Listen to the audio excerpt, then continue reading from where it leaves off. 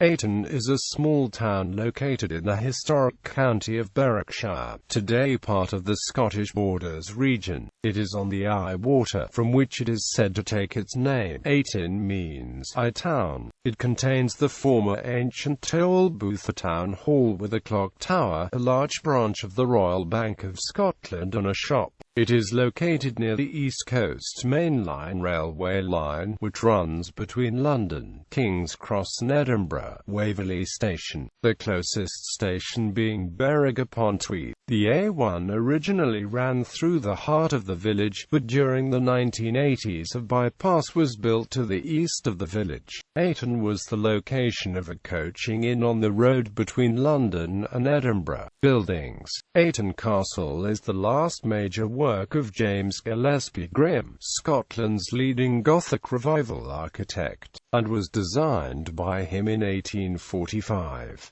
The castle has survived in family ownership as the centre of a substantial borders estate since then. Norman settlers are the first recorded owners of Ayton, when the Davesky family are understood to have built a small castle. Its medieval history is limited apart from a siege by English royal forces in 1497. By this time it was owned by the Holmes, already one of the great families of Berwickshire. James Holmes' support for the Stuarts in 1715 led to the sequestration of the estate, which remained vested in the Crown until 1765, when it was acquired by James Fordyce, Commissioner for Lands and Forests of Scotland. Fordyce planted a number of woodlands and moved Ayton village further from the castle. Thereafter little is known until the 18th century, although one clue exists, namely 3 drawings by Robert Adam, now in the Soane Museum, dated the 23rd of March 1791. They show proposals for the lodge and gate in the form of a simple rustic building with an elegant bowed porch at the entrance to Ayton House. Fordyce family. James Fordyce died in 1809, bequeathing the estate to a grandson, John Fordyce, who was to have a military career. In 1834 disaster struck Ayton, as related by the Reverend George Tuff in the New Statistical Account of Scotland. A devouring conflagration has within these few weeks, and in the short period of as many hours, reduced that delightful mansion to a heap of ruins. Providentially, the whole family, although scarcely in time warned of their danger, and some of them in the greatest jeopardy, escaped unhurt. They must remove for a season. May they soon return to retrieve the damage, and to enliven the scene, which is desolate in the extreme. The Fordyce family did not, however, return, and in 1838 the estate was sold to William Mitchell. Born in 1778, the youngest son of an Aberdeenshire family, he had been the protégé of his cousin Gilbert Innes of Stow, near Lauder, who for more than 40 years was Deputy Governor of the Royal Bank of Scotland. Mitchell became first cashier of the bank in 1816 and a director in 1841.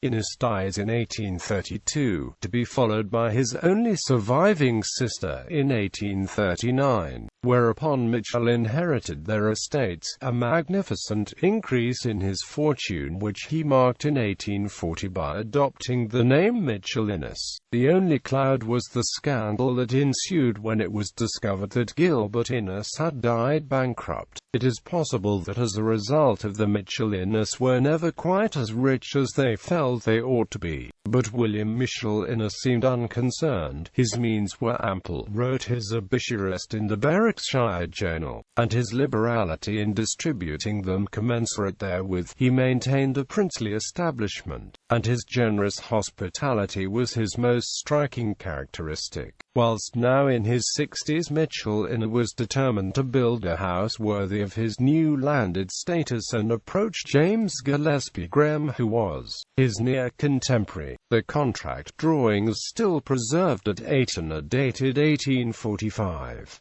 Graham was then busy extending Brodick Castle in Arran for the eldest son of the 10th Duke of Hamilton. There are similarities between Ayton and Graham's work at Brodick, but at Ayton he had the advantage of an empty site and a more enthusiastic patron. The result is a masterly composition, built of local red sandstone by Alexander Rowe of Edinburgh, that brings great drama to what was originally quite a small building. Mitchell Innes's demands for space were relatively modest, as his family had all left home. Note: extracted from an article upon Ayton Castle by Michael Hall in Country Life magazine, dated the 12th of August 1993, and with the kind permission of Country Life. James Boswell. The Scottish diarist and author James Boswell, biographer of Samuel Johnson, passed through Ayton on his journey to London on the 15th of November 1762.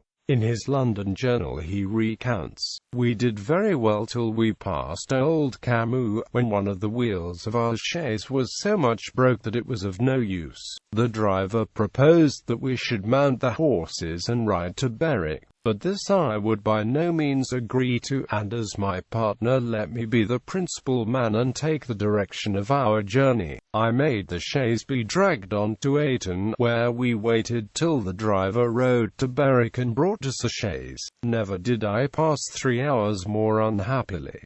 We were set down in a cold ale-house in a dirty little village. We had a beefsteak ill-dressed, and had nothing to drink but thick muddy beer. We were both out of humour so that we could not speak. We tried to sleep, but in vain.